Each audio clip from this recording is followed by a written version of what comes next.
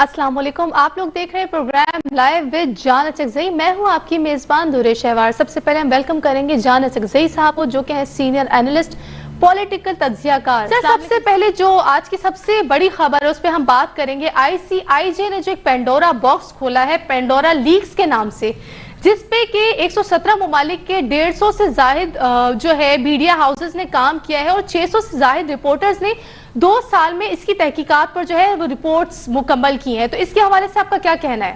अहम लीक होने जा रहा है जिसकी तफसीलात कुछ देर में हम सबके सामने आ जाएंगी।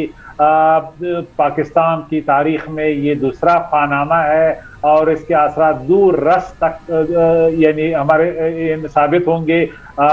जहां तक हमारी मालूमात हैं, इसमें पाकिस्तानी और बैरूनी ममालिक में रहने वाले दूसरे लोगों के नाम आ रहे हैं। बिलखसूस पाकिस्तान में इमरान खान की प्राइम मिनिस्टर की बहन हलीमा खान का नाम लिया जा रहा है। जमान पार्क की कंट्रोवर्सी भी हमारे सामने आ गई है।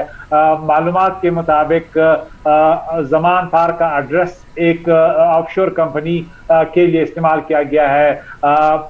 ठीक है सर। अच्छा सर, ये बताइए, इस पे जिस तरह से 600 रिपोर्टर्स ने 2 साल से जायद अरसे में जो है वर्किंग की है, 600 से ज्यादा जायद रिपोर्टर्स ने 117 ममालिक के तकरीबन 150 से ज्यादा जो है मीडिया हाउसेस इस पे काम कर रहे थे। तो आप क्या समझते हैं कि पाकिस्तान के अगर कुछ शख्सियात के नाम आ रहे हैं तो पाकिस्तान की, जैसे पाकिस्तान तहरीक इंसाफ को अपनी इज्जत बचाने के लिए जो है इन चीजों पे एक्शन लेना चाहिए?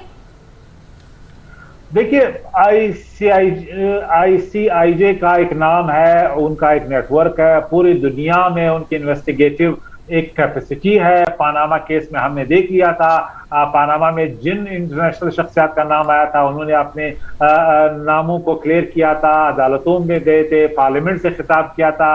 अब जो भी शख्सियात हैं, एक वज़ीर आज़म प्राइम मिनिस्टर मोदी जो हिंदुस्तान के वज़ीर आज़म हैं, उनका भी नाम लिया जा रहा है कि उनकी भी ऑफशोर कंपनियां हैं। इसी तरह जो फॉरेन डिग्नेटरीज हैं उनका भी नाम लिया जा रहा है। तो इन शख्सियात के हवाले से दबाव तो आएगा कि ये अदालतों का सामना करें, ये पार्लियामेंट का सामना करें, ये जो कमेटियां हैं उनका सामना करें, क्योंकि नवाज शरीफ का एहतसाब का नारा नहीं था, जरदारी का कभी भी एहतसाब का नारा नहीं था। ये इमरान खान का एहतसाब का नारा था जब उन्होंने कहा कि पिछले 25 साल से उनकी स्ट्रगल इस बात पे थी कि पाकिस्तान में करप्शन, मनी लॉन्ड्रिंग का खात्मा हो और एहतसाब किया जाए, बिलखुसूस वो लोग जो सरकारी ओहदों को मिसयूज कर रहे हैं। तो अब अगर किसी भी सियासतदान का नाम आता है, किसी भी ब्यूरोक्रेट का नाम आता है, किसी भी जज का नाम आता है, तो क्या इमरान खान का बयानिया वही होगा जो नवाज शरीफ के हवाले से था, उनका स्टैंड वही होगा जो जरदारी के हवाले से था, या यहाँ पे मौका परस्ती या सियासी मजबूरी या हुकूमती मलहूजात या दूसरे कंस्ट्रेंट्स उनके सामने आएंगे जिस पे वो कंप्रोमाइज करके आंखें बंद करेंगे।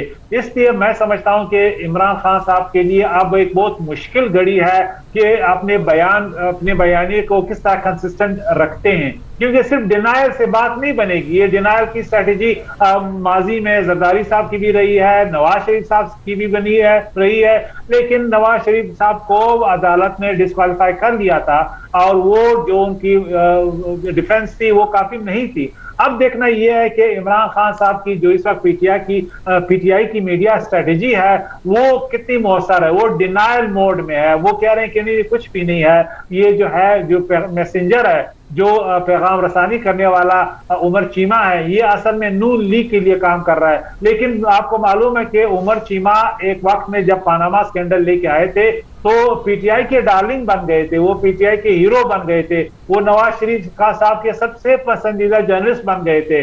अब देखना यह है कि उमर चीमा की ये रेपुटेशन पीटीआई के लिए कहां खड़ी है। लेकिन अभी जो मैं सोशल मीडिया को मॉनिटर कर रहा हूं, जो इस वक्त क्लिप्स चल रहे हैं, जिस तरीके से मुहिम चलाई जा रही है, लग यूं रहा है कि उमर चीमा को एक सिस्टमेटिक कैंपेन के तहत उनको टारगेट किया जाएगा ताकि वो जो दावा करेंगे उसकी क्रेडिबिलिटी कम हो। लेकिन मैं समझता हूं कि अब तमाम अपोजिशन को मौका आएगा कि वो बाउंस पड़ेंगे और इमरान खान को सख्त टफ टाइम देंगे। तो मेरे ख्याल में इमरान खान इस स्कैंडल के बाद अगर वाकई हलीमा खान का नाम आता है, अगर वाकई CIJ दावा करती है कि ये जमान पार्क उन्हीं का एड्रेस है, तो इमरान खान बयानिए के एतबार से भी, हुकूमती एतबार से भी, इखलाकी एतबार से भी एक बंद गली में आ जाएंगे। ठीक है सर ICIJ के पेंडोरा लीक्स के बाद अब हम आएंगे तालिबान की जानिब, TTP की जानिब, जिसमें कि आपसे मैं ये जानना चाहूंगी कि अभी जिस तरह से जो है TTP का जो है इशू बहुत ज्यादा हाइप पे है, आप क्या समझते हैं सर, TTP को माफी मिलनी चाहिए? देखिए TTP, मैं समझता हूं कि बिल्कुल मेरा मौकफ इस पे बहुत वाज़ेह है। TTP से पाकिस्तानी रियासत, मुज़ाकरात से पाकिस्तानी रियासत कमजोर होगी, पाकिस्तानी हुकूमत की शोहरत को नुकसान पहुंचेगा, पाकिस्तान में जो सोशल हारमनी है उसको नुकसान पहुंचेगा, जो फिरका सेक्टेरियन हारमनी है, फिरका वारियत के हवाले से जो बैलेंस है उसको नुकसान पहुंचेगा। कई हवालों से पाकिस्तान वर्स ऑफ होगा। और अगर मैं एक्सप्लेन कर सकूं, पाकिस्तान में कोई भी TTP पाकिस्तान की एक दाखिली मिलिटेंट आउटफिट है, एक इंसर्जेंट ग्रुप है जिन्होंने लोगों को पे हमले किए हैं, मुसल्लह अफवाज के जवानों को शहीद किया है, उन पे मर्डर चार्जेस हैं, उन पे मैसेकर के चार्जेस हैं। पाकिस्तान का आईन मजबूर करता है किसी भी हुकूमत को कि जो चार्जेस हैं उसको आप एमनेस्टी के तहत नहीं खत्म कर सकते। अदालतों के जरिए जो मिलिटेंट्स हैं उन्होंने अपने नाम खत्म कराने हैं। माजी में जो मिलिटेंट्स जिनको सजाएं दी गई वो भी यही चार्जेस उन पे थे। अब अगर हम TTP से मुज़ाकरात, जिसका लॉजिकल नतीजा ये होगा कि उनके लोग जो गिरफ्तार हैं हमने उनके को भी एमनेस्टी देनी है, तो अब बाकी लोग जो इस वक्त हम कह रहे हैं कि आप अदालतों का सामना करें, उनके लिए क्या सवाल होगा कि हमें अदालतों के लिए जो छोटे इल्जाम हम पे हैं, हम चूंकि हम धमाके नहीं कर रहे हैं, चूंकि हम IDs एक्सपोर्ट नहीं कर रहे हैं, चूंकि हम सिक्योरिटी इदारों पे हमले नहीं कर रहे हैं, हमें तो कहा जा रहा है कि आप अदालतों का सामना करें। जबकि मुसल्लह दहशतगर्द ग्रुप जिन्होंने पाकिस्तान के हजारों जवानों को शहीद किया है, जो मासेकर किया है, उनको आइन के तहत मुज़ाकरात करके एमनेस्टी दी जा रही है। तो आइन के हवाले से इसका सोल्यूशन नहीं है, एक बात। दूसरी बात यह कि इंटरनेशनली दुनिया क्या सोचेगी कि अफगानिस्तान में तालिबान के कामयाबी के बाद पाकिस्तानी तालिबान भी पाकिस्तान में क्या कामयाबी के दरशल पे है, क्या वो भी पाकिस्तान की रियासत को कमजोर कर बैठे हैं, क्या वो भी पाकिस्तान की जो मुसल्लह अफवाज है उनको कमजोर कर बैठे हैं, क्या खुदा न खास्ता क्या पाकिस्तान की फौज वो भी अफगान फौज की तरह कमजोर हो गई है, क्या खुदा न खास्ता जो पाकिस्तान में न्यूक्लियर न्यूक्स है वो सिक्योरिटी भी कंप्रोमाइज हो जाएगी। अगर TTP को जिस तरह अफगान तालिबान के साथ अमेरिका ने मुज़ाकरात किए, इस तरह अगर पाकिस्तानी रियासत उनके साथ मुज़ाकरात टेबल पे करती है तो उस पर सवालिया निशान आएगा। अब इंटरनेशनल दुनिया, बिलखसूस वाशिंगटन में, लंदन में जो पाकिस्तान की मुखालिफ लॉबीज हैं, उनको ये समझ नहीं आती, उनको सिर्फ ये समझ आती है कि पाकिस्तान एक कमजोर रियासत के तौर पे TTP के साथ मुज़ाकरात में, जिस तरह अमेरिका एक कमजोर हैसियत में दोहा में तालिबान के साथ बैठा है, इसी तरह पाकिस्तानी रियासत बैठ गई है उनके साथ। इसी तरह जो है इनके जो यानी पोजीशन ऑफ वीकनेस है उनसे वो मुज़ाकरात कर रहे हैं। और तीसरी अहम बात ये कि हुकूमत के लिए भी इसके खतरनाक नतायज होंगे। इमरान खान हामिद करजई लगेंगे, इमरान खान अशरफ गनी लगेंगे, और ये ऐसे कमजोर काबुल की तरह हुकूमत का एक तस्वुर उभरेगा दुनिया की नजरों में, परसेप्शन डोमेन में। और एक तासुर ये होगा कि पाकिस्तान ने एक न्यूक्लियर स्टेट ने घुटने टेक कर दिए एक मिलिटेंट आउटफिट के सामने जो धमाके के अलावा कुछ भी नहीं कर सकते, जिनके पास कोई टेरिटरी नहीं है। इसलिए हुकूमत के लिए भी खतरनाक है।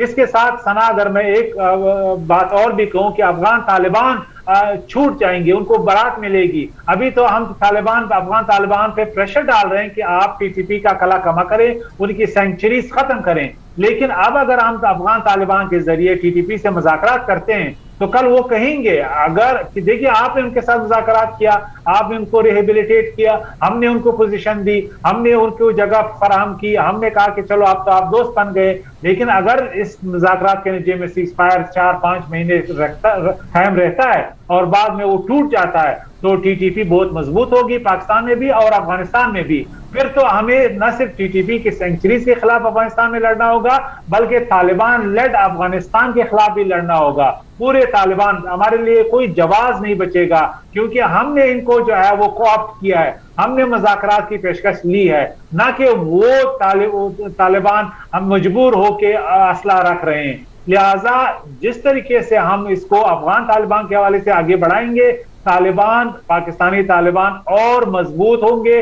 अच्छा, इसकी सबसे अहम खतरनाक बात यह होगी, इसके सोशल असरात होंगे। तालिबान लिजिटमेट बन जाएंगे। टीटीपी जो है सीज फायर के नतीजे में फाटा में पुरानी जो अर्सवाल फाटा है उसमें वो लोग वापस आ जाएंगे। तो पीटीएम का जो नारा है वो तो सही होगा कि ये पाकिस्तान की रियासत का एक प्रोजेक्ट है, पाकिस्तान ने जो है मिलिटेंसी को फरोग दिया है, उनके बयानी को मिलेगी और टीटीपी लिजिटमेट हो जाएगी। लिजिटमेसी के साथ वो लोग जो टीटीपी के खिलाफ पाकिस्तानी रियासत के साथ खड़े, तो मैं ये कहने की कोशिश कर रहा हूं कि अगर टीटीपी लिजिटमेट होती है, जो हमारी अर्सवाइल फाटा है, तो उसके सोशल असरात भी होंगे। पीटीएम पे इसके बिलखसूस असरात होंगे। पीटीएम का मानना ये है कि ये पाकिस्तानी प्रोजेक्ट है मिलिटेंसी को प्रमोट करने का, ये अफगानिस्तान में स्ट्रेटेजिक डेप्थ के लिए इन ग्रुपों को पाल रहे हैं। तो पीटीएम का बयानिया सही साबित होगा और उनकी फॉलोइंग बढ़ेगी पूरे केपी में और बलूचिस्तान में। इसके साथ साथ जो लोग पाकिस्तान के साथ खड़े थे, जिन्होंने टीटीपी के खिलाफ पाकिस्तानी रियासत के साथ कुर्बानियां दी है, वो टारगेट किल होंगे, उनको एक एक करके मारा जाएगा और रियासत फिर तमाशाई बन जाएगी, क्योंकि टीटीपी के साथ सीजफायर होगा, ये लोग आ सकेंगे, रियासत उनको टारगेट नहीं कर सकेगी। तो हमारा एक सोशल कोहिजन जो है उस पर असर होगा। इसके साथ जो सेक्टेरियन पहलू है वो भी है। देखिए, पाकिस्तान में जो तहरीक लब्बैक है उसके सरबराह को हमने रिलीज नहीं किया, हालांकि मुज़ाकरात कामयाब हो गए थे। हमारा मौक़िफ़ ये था रियासत का कि वो कोर्ट के जरिए रिलीज हो जाए, अदालतों के सामने ये जो इल्जामात हैं वो उनका सामना करें। तो अब क्या होगा, तहरीक लब्बैक बरेलवी तहरीक कहेगी कि देवबंदी टीटीपी को मराद मिल गया और इन्हें कंसेशन नहीं मिल रहा। ठीक है सर, तालिबान के हवाले से हम आपसे आगे भी गुफ्तगू करेंगे, मगर अभी प्रोग्राम में वक्त है एक ब्रेक का। कहीं जाइएगा नहीं, देखते रहिए लाइव विद जाना चकज़ई।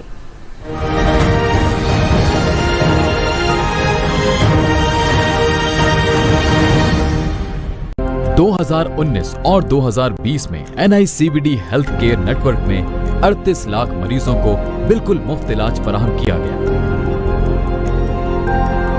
अपनी ज़कात, सदकात और अतियात NICBD को देकर अमराज़े कल्ब के लाखों मुस्तहिक और नादार मरीजों की दुआएं पाएं।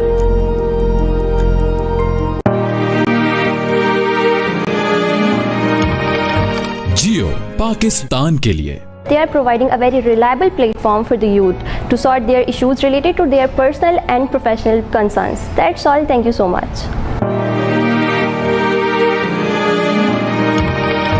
जियो पाकिस्तान के लिए।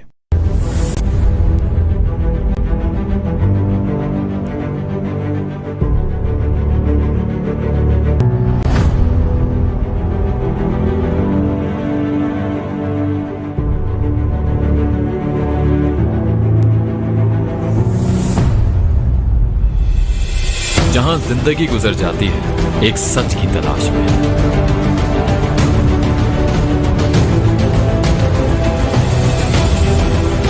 और कहीं एक सच बदल देता है जिंदगी का नजरिया। पर वो कहते हैं ना, सच की कोई शक्ल नहीं है, मगर जब जानना हो सच तब शुरू होती है एक जद्दोजहद सच सामने लाने की। सच्ची खबर मतलब भरोसा, और आपका भरोसा मेरी जिम्मेदारी है।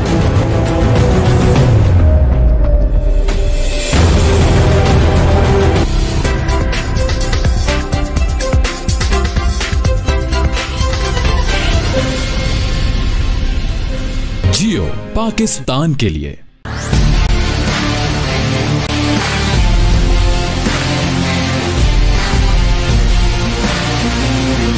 बात होगी क्रिकेट की पिच से फुटबॉल की किक तक।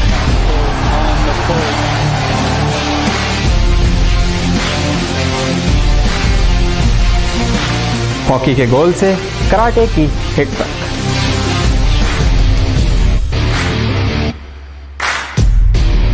अब हम करेंगे तबसरा खेल और खिलाड़ियों से जुड़ी मुस्बत खबरों पर।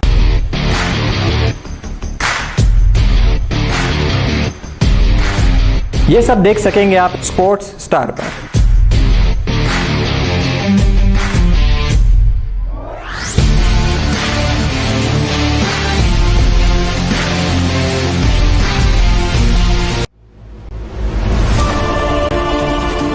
बदल गया है खबरों का अंदाज, नए जोश नए जज्बे के साथ, नई उम्मीद नए हौसले के साथ हर खबर होगी अब और भी दमदार। हर हकीकत आप तक पहुंचाने के लिए हम हैं तैयार। स्टार न्यूज़, दमदार न्यूज़। मैंने देखा है एक इदारा जिसका आगाज 8 बिस्तरों से हुआ और आज यहाँ लाखों मरीजों का इलाज बिल्कुल मुफ्त होता है।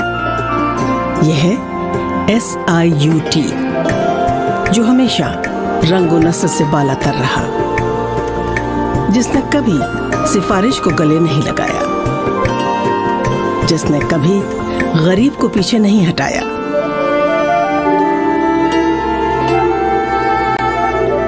जहां गुर्दे, जिगर, कैंसर और दीगर अमराज का मुफ्त और बाइज्जत इलाज किया जाता है।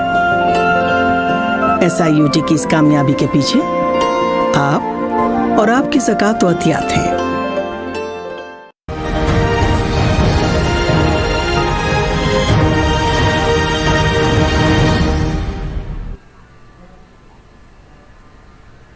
Welcome back from the break. हमारे साथ मौजूद हैं जान अचकजई साहब। जी सर, सबसे पहले मैं आपसे ये सवाल करूंगी, आप क्या समझते हैं कि अगर TTP से थोड़ा सा नरमी के साथ जो है वो बर्ताव किया जाए तो वो सरेंडर कर देंगे क्या तालिबान अपने आप को?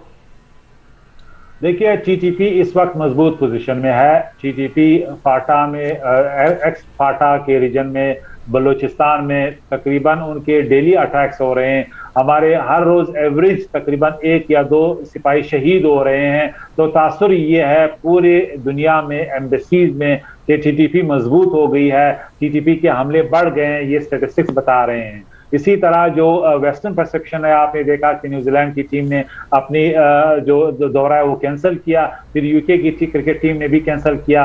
अब हम इसको जो भी जिस तरह भी स्पिन कर सके, उनके ख्याल में सिक्योरिटी के खदशात पाकिस्तान में बढ़ गए हैं।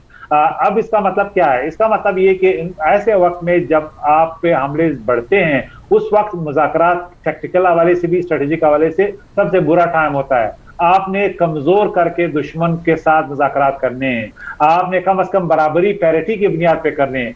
आप इस वक्त पोजीशन ऑफ वीकनेस पे हैं और वो पोजीशन ऑफ स्ट्रेंथ पे हैं, क्योंकि वो तासुर क्रिएट करने की कोशिश कर रहे हैं जैसे पाकिस्तानी रियासत बैकफुट पे है और ये परसेप्शन डोमेन में हमारे सामने है। लिहाजा ऐसे वक्त में कोई बात ये कहना कि हम उनके साथ मुज़ाकरात करें, वो हथियार पहन के अहमकाना बात है। स्ट्रेटजी के लिहाज से भी होना ये चाहिए था कि हम इन्हें काइनेटिकली कमजोर करते, हम उनके पीछे जाते, हम उनकी सेंचुरीज जो अफगानिस्तान में है डिसमेंटल करते, हम तालिबान पे प्रेशर डालते कि उनको तकरीबन इस पोजीशन पे लाएं कि वो ऑलमोस्ट 0 पे हो जाएं, वो इतने कमजोर हों कि वो हमसे खुद अपील करें कि जी हम सरेंडर करने के लिए तैयार हैं। ये कोई भी नहीं कहता कि आखिरी सोल्जर तक हम उनको कत्ल करें, हम उनको एलिमिनेट करें, लेकिन हम इतना मीनिंगफुली उनको कमजोर करें कि वो खुद ही हमें बैगिंग करें और मुज़ाकरात के टेबल पे आए और हम उनको रिकंसाइल के लिए ऑफर करें। अभी तो तालिबान, अफगान तालिबान एक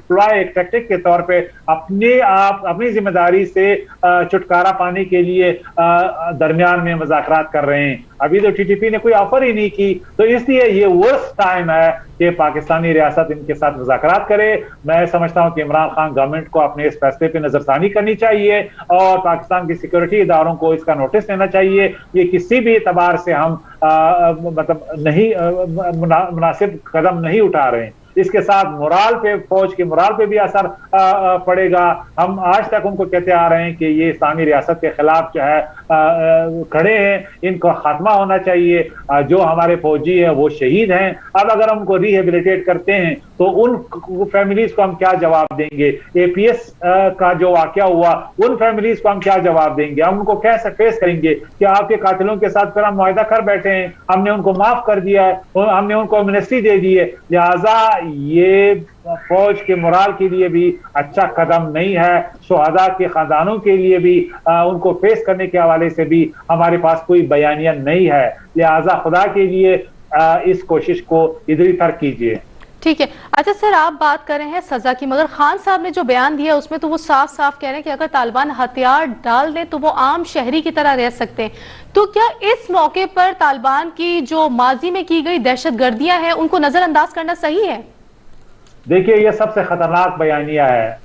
अब अगर पाकिस्तान में कोई आदमी कोई घिनौना क्राइम करता है, कल आप उसको कहते हैं जी आप सरेंडर करें, आप छोड़िए, आप आ जाएं, आपको हम कुछ नहीं कहेंगे। देखिए, आईन और कानून है पाकिस्तान का, ये बनाना रियासत नहीं है, फिर ये कोई लिजिटिमेट पॉलिटिकल फोर्स नहीं है, यहाँ पे कोई एक्सटर्नल फोर्स अमेरिका की तरह नहीं बैठा है। यहाँ पे हमारी फौज के खिलाफ इन्होंने हथियार उठाए हैं, हमारे लोगों के खिलाफ उठाए हैं, हमारी सॉवरेनिटी, हमारी रिट को, इंटरनल रिट को चैलेंज किया है, हमें बनाना रियासत के तौर पे साबित करने की एक कोशिश की गई है। अगर इनसे मुज़ाकरात हो सकते हैं तो अल्ताफ हुसैन से क्यों नहीं हो सकते? पीटीएम से क्यों नहीं हो सकते? नवाज शरीफ से क्यों नहीं हो सकते? जरदारी से क्यों नहीं हो सकते? उन क्रिमिनल और कातिलों से क्यों नहीं हो सकते जो आडियाला जेल में बैठे हैं? ये कौन सी लॉजिक है कि ये असला रखें, इनको हम कुछ नहीं कहेंगे? ये सबसे अहमकाना लॉजिक है टीटीपी से मुज़ाकरात को जस्टिफाई करने का।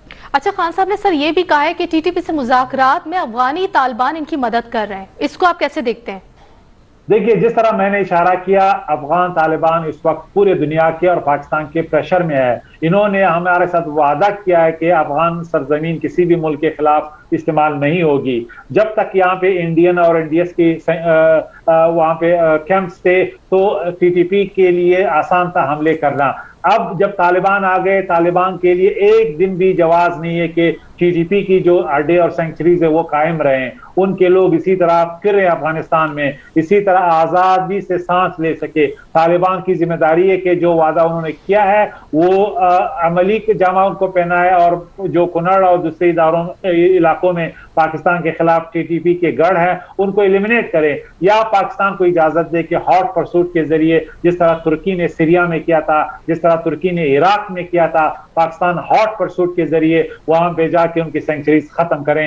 अगर तालिबान की सलाहियत नहीं है, अगर तालिबान की फौज नहीं है, अगर तालिबान की एंटी टेररिज्म की कैपेसिटी नहीं है, लिहाजा पाकिस्तान की काउंटर टेररिज्म एब्सोल्यूट पाकिस्तान का रेड लाइन है, इस पे कोई कंप्रोमाइज नहीं हो सकता। अगर तालिबान अपना वादा यानी निभाने में नाकाम हो जाते हैं तो ये अमेरिका को क्या कहेंगे? अलकायदा के हवाले से उनका मौकफ क्या होगा? फिर इन पे कौन ट्रस्ट करेगा? चाइना उन पे कैसे ट्रस्ट करेगा? कोई जो युगोर मिलिटेंट्स है उस हवाले से वो कार्रवाई करेंगे। रशिया इन पे क्या ट्रस्ट करेगा? क्या यानी उन पे भरोसा होगा कि जो मिलिटेंट सेंट्रल एजेंट्स उनके साथ हैं उनके खिलाफ कार्रवाई होगी? लिहाजा पाकिस्तान की जो अफगान पॉलिसी है इसमें ये एब्सोल्युटली नॉन नेगोशिएबल बात है कि तालिबान काउंटर टेररिज्म के हवाले से पाकिस्तान के मफादात की निगरानी करें और टीटीपी का कला खमा करें। ठीक है। अच्छा सर, आप कह रहे हैं कि मुज़ाकरात नहीं होने चाहिए, लेकिन अगर इन केस टीटीपी से मुज़ाकरात होते हैं तो माजी से कैसे मुख्तलिफ होंगे? देखिए, पहली बात यह कि अगर ये मुज़ाकरात कामयाब भी होते हैं तो रियासत पाकिस्तान लॉस में है, अगर नाकाम भी होते हैं तो रियासत पाकिस्तान लॉस में है।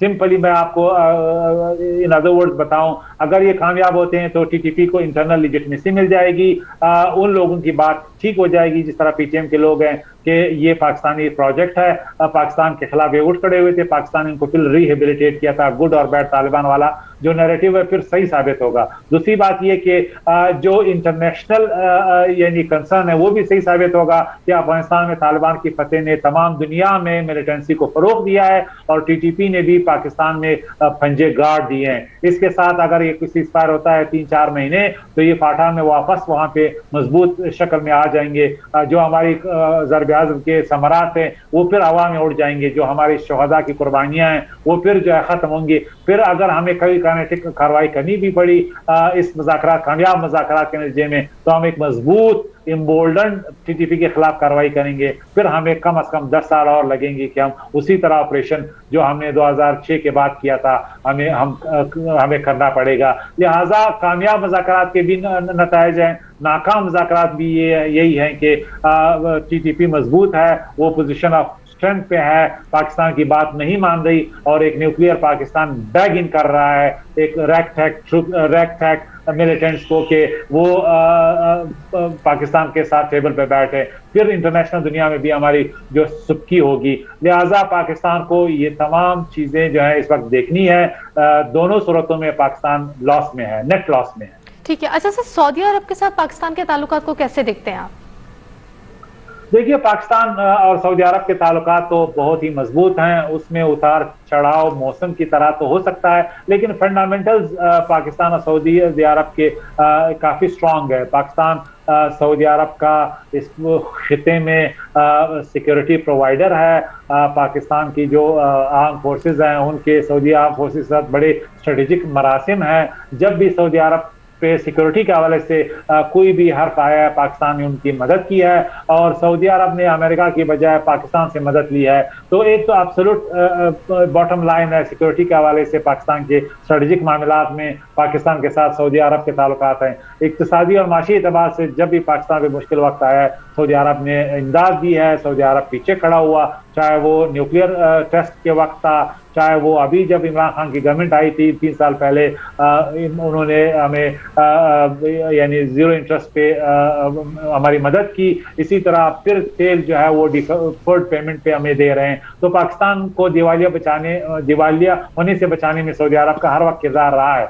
अलबत्ता इमरान खान की हुकूमत के चंद वज़रा से सऊदी अरब का शिकायत रही है और उनका गिला रहा है कि इमरान खान ने सऊदी अरब की बजाय टर्की का जो मफाद है उसको देखा है और जो OIC में लीडरशिप का रोल सऊदी अरब का रहा है उसको इनडायरेक्टली अंडरमाइन करने की कोशिश की है। तो ये गिला सऊदी अरब का अपनी जगह पे है, लेकिन पाकिस्तान के आर्म फोर्सेस ने, बिलखसूस आर्मी चीफ जनरल बाजवा ने एक अच्छे डिप्लोमेट और इंटरलोक्यूटर के तौर पे जब भी ये ताल्लुकात खराब होने के दरशल में दाखिल हुए हैं उन्होंने अपना किरदार अदा करके खराब होने से बचाए हैं। तो पाकिस्तान के टैक्टिकल लेवल पे सऊदी अरब के साथ ताल्लुकात में कोई सरमोहरी तो हो सकती है, लेकिन स्ट्रेटेजिक लेवल पे ये ताल्लुकात बड़े मजबूत हैं।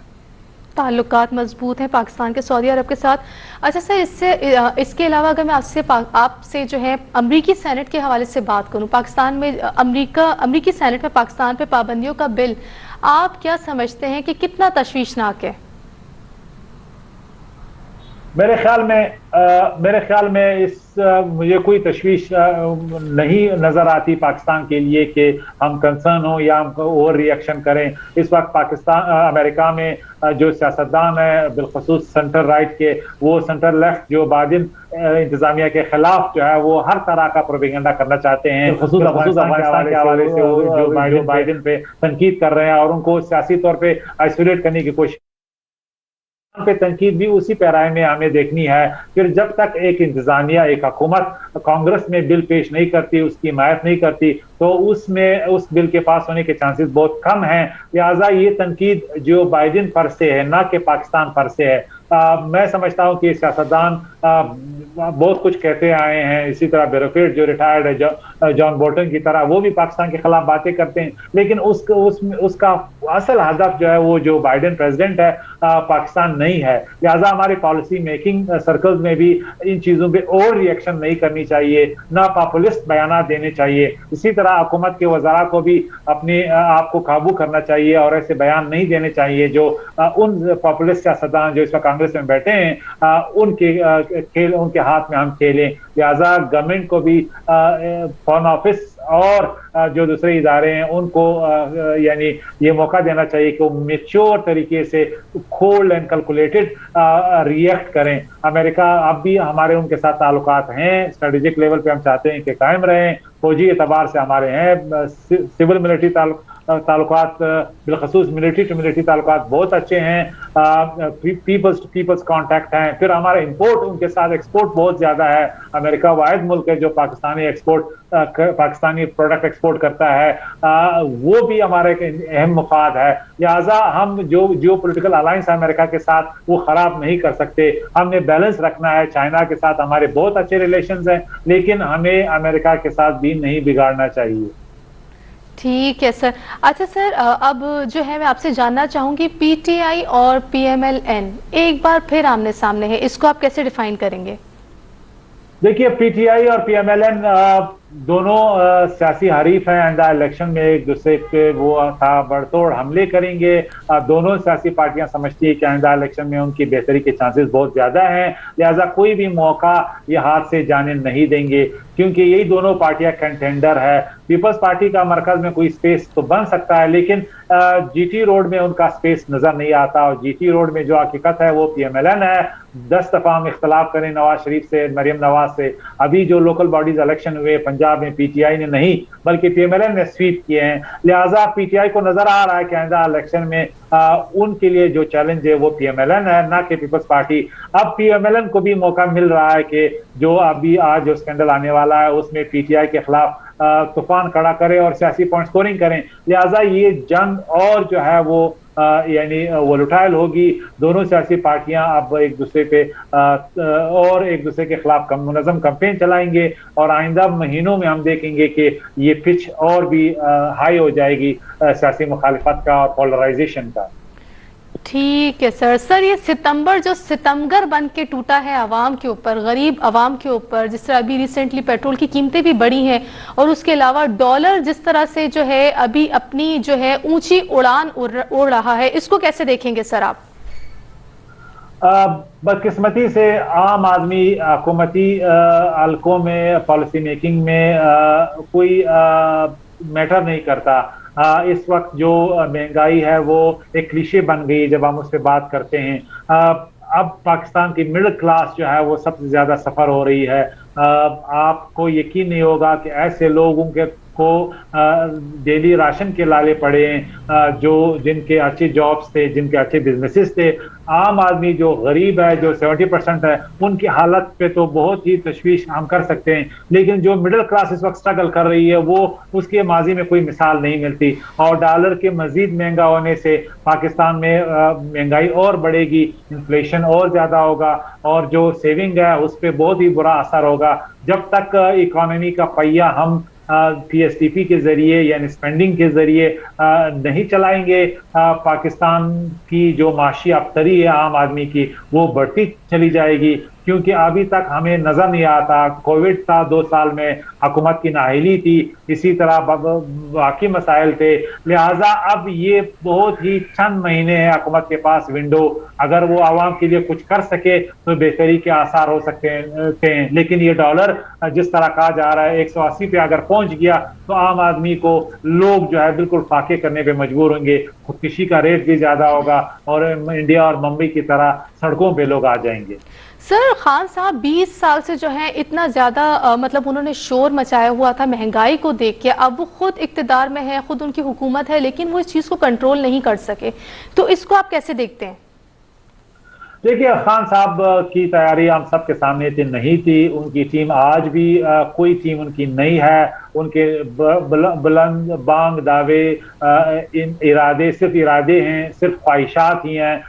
जब तक आपके पास एक्सिक्यूशन मैकेनिज्म्स ना हो, आप रिफॉर्म ना कर सकें, आपके पास अच्छी टीम ना हो, अभी तक वही लोग उनके मनसब पे हैं जो उनका नारा लगाते आ रहे थे जब वो इक़्तिदार में थे। इक़्तिदार के लिए सिर्फ वही चेहरे नहीं चाहिए जो अपोजिशन में आपके साथ होते थे। उनका नारा, उनकी स्किल सिर्फ लोगों को मोबिलाइज करना था, गवर्नेंस नहीं था। आज वही चेहरे उनके साथ गवर्नेंस में शामिल हैं। तो इसलिए गवर्नेंस क्राइसिस हर हालत में हमारे सामने, हर फील्ड में हमारे सामने मुंह खोल के खड़ा है। और बेशक ये स्पिन डॉक्टर इनके कोशिश करें कि ये इस जिन को छुपाएं, इस नाहली को छुपाएं, लेकिन ये चुपती नहीं है स्पिनिंग से, मीडिया इनके स्पोक्स पर्सन से। अब देखना ये कि इमरान खान साहब के पास वो कौन सी गिरट सिंगी है कि चंद महीनों में वो इस ट्रेंड को रिवर्स कर सकेंगे। लेकिन मैं समझता हूं कि घोड़ा मैदान में बैठ गया है। सही है सर, लेकिन आप क्या समझते हैं सर, इतने सालों में वो इस चीज को कंट्रोल नहीं कर पाया, अभी चंद महीनों में कर सकेंगे? देखिए 3 साल तो तकरीबन जाया होने के करीब हैं। पॉलिटिकल विल नहीं था, रिफॉर्म्स नहीं हुए, जो दावे किए गए उनको जो है जिस तरह केपीके में उनके दावे थे इसी तरह दरे के दरे हमें नजर आ रहे हैं। कंक्रीट प्रोग्रेस सिर्फ इरादों से नहीं होता। टूरिज्म के हवाले से उनकी का जो बयानिया है वो अपनी जगह पे है, लेकिन मजमूई तौर पे जो पहिया है इकोनॉमी का वो बिल्कुल यानी मूव नहीं कर रहा। नैब एफटीआर ने लोगों को डराया है, जो प्राइवेट इन्वेस्टमेंट है इन्वेस्टर है वो डरा हुआ है, जो पब्लिक इन्वेस्टमेंट है अभी तक उसके आसार नजर नहीं आ रहे हैं। शौकत तरीन साहब ने कहा था कि 900 अरब एनएचए के जरिए स्पेंडिंग होगी मोटरवेज रोडों पे नेटवर्क्स पे, उनका भी अभी तक प्रोसेस जो है वो रेड टेप की नजर है। लिहाजा जब तक अनलॉक ये अमाउंट नहीं होगी, ये पैसे नहीं आएंगे तो आम आदमी के लिए भी इसका ट्रिकल डाउन इफेक्ट नहीं होगा। हम इसी तरह जो है स्ट्रगल करते रहेंगे। बहुत शुक्रिया जान अचकजई साहब हमारे साथ मौजूद थे। प्रोग्राम के हवाले से आप लोग हमें अपनी राय से जरूर आगाह करिएगा कि प्रोग्राम आप लोगों को कैसा लगा।